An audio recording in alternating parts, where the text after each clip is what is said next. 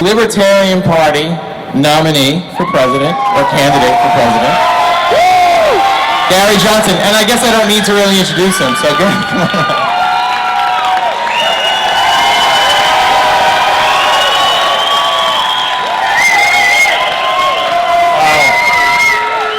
Wow.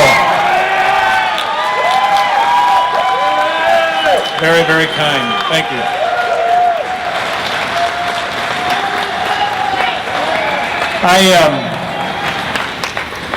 I did want to tell you a little bit about myself, and that is that I have been an entrepreneur my entire life.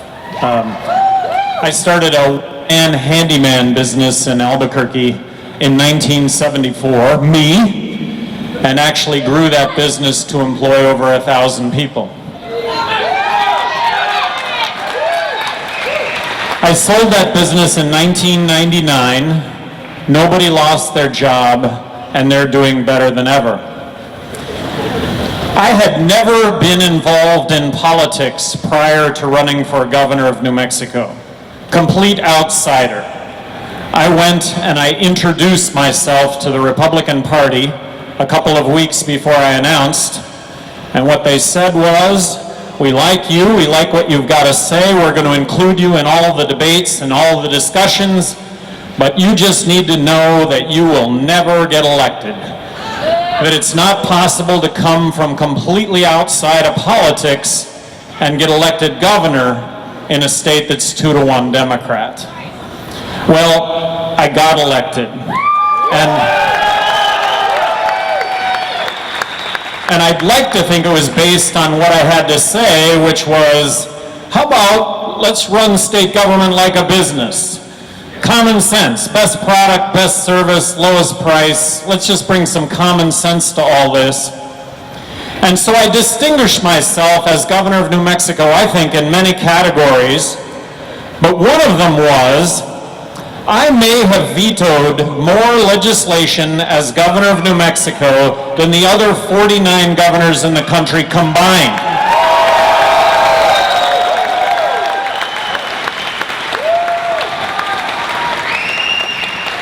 I vetoed 750 bills while I was governor of New Mexico. I had thousands of line item vetoes as governor of New Mexico. Only 2 were overturned, so it made a difference when it came to billions of dollars worth of spending. It made a difference when it came to government passing laws that, in my opinion, were just going to add time and money to our lives and weren't going to make us any safer, weren't going to make us any more healthy. It was just going to be a burden. And I stood up to that and I vetoed that legislation. Now you've got to know that the sky was going to fall, that the earth was going to end, there were going to be dying people in the streets, children were going to go hungry. Well, of course, none of that happened. And the ultimate arbiter of how all those vetoes worked out were the citizens of New Mexico, where in a state that was 2-to-1 Democrat, I got reelected by a bigger margin the second time than the first time.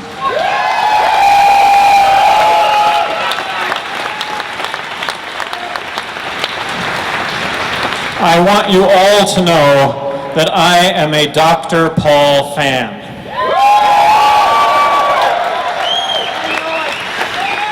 Ron Paul asked me for my endorsement in 2008. I readily gave that endorsement.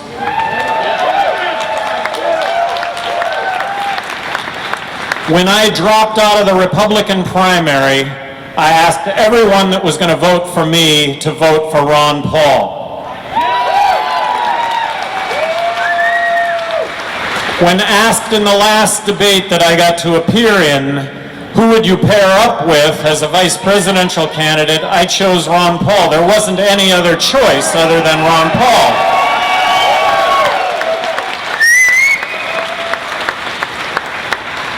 And I want to make this really clear. If I thought Ron Paul was going to get the nomination, I would not be standing here before you today as the Libertarian Party candidate for president. I would have not done this. I would have let Ron Paul get the nomination, and I would be along with you supporting Dr. Paul right now.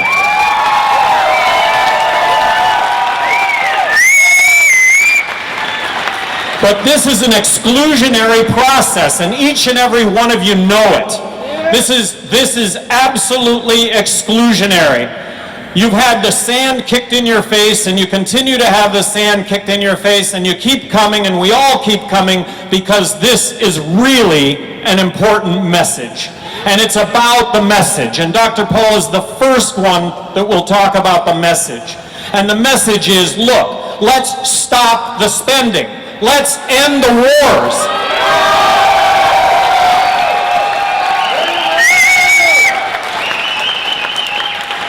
Let's abide by the Constitution of the United States.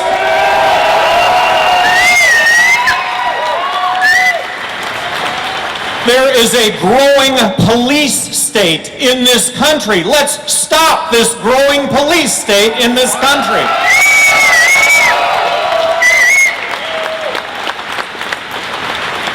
Now, going forward, it's really important to recognize that there are other third-party candidates, okay? It's not just the Libertarian Party. But the Libertarian Party is going to be on the ballot in all 50 states. And there are only going to be 3 candidates on the ballot in all 50 states. And this is really important to recognize. So when you talk about the 3 candidates that are going to be in the general election come the fall, there are some really, really important distinctions here between the 3. The Libertarian candidate for president is going to distinguish him or herself from the other 2 candidates. Right now, that candidate happens to be me, okay? And I recognize that each and every one of you would be doing what I'm doing right now if given the opportunity, but I've been given this opportunity and I'm trying to make the most out of it. So in the general election, I'm going to talk about 3 candidates because only 3 candidates are going to be on the ballot in all 50 states. But I'm going to be the only candidate that wants to stop foreign aid where we have poor people in this country giving foreign aid to rich people in other countries.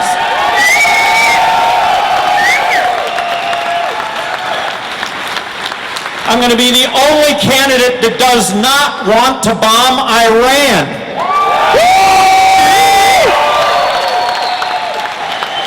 I'm going to be the only candidate that wants to get out of Afghanistan now. Bring the troops home. Stop our military interventions.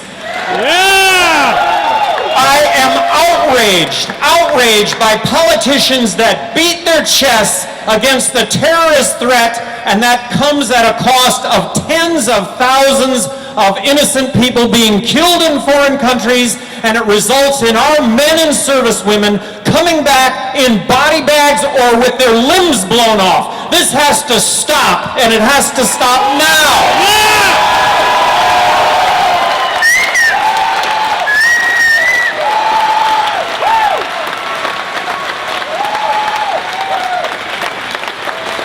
I am going to be the only candidate that wants to repeal the Patriot Act, and I would have never voted for it in the first place. I would never have signed the National Defense Authorization Act allowing for you and I, as U.S. citizens, to be arrested, detained, without being charged. This is why we fought wars. I'm going to be the only candidate that wants to end the drug wars. Legalize marijuana now.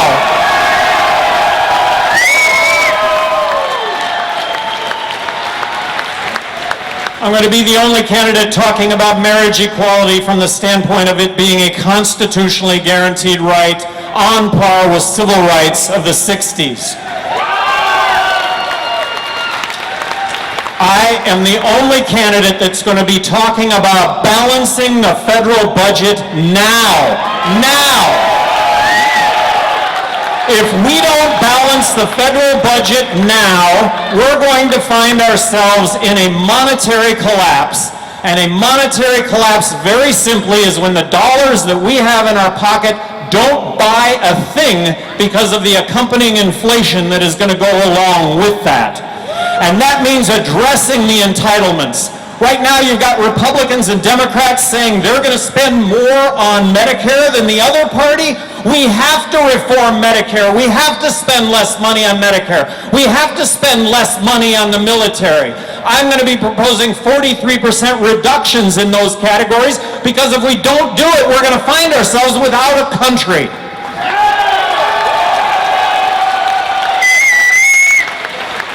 Crony capitalism is alive and well in this country. Both parties have their hands out to sell loophole, and guess what? Individuals, groups, corporations are buying those loopholes. I'm going to be the only candidate that wants to abolish the IRS, eliminate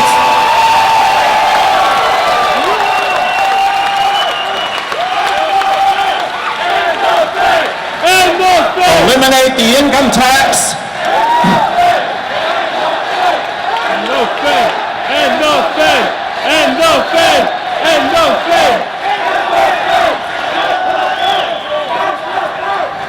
eliminate the income tax, eliminate corporate tax, replace it with one federal consumption tax. I am embracing the fair tax. I really think it's the template to zero taxes.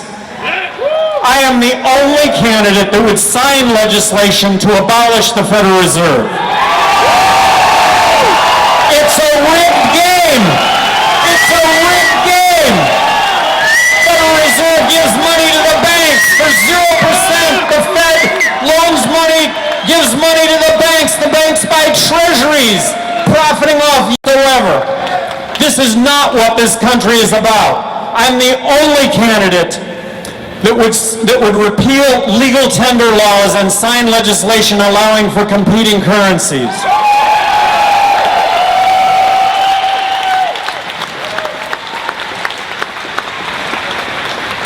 Is this a message that belongs in the presidential debates?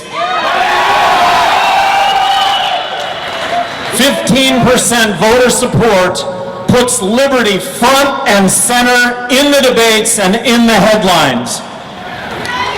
I have 2 words for Ron Paul. Thank you.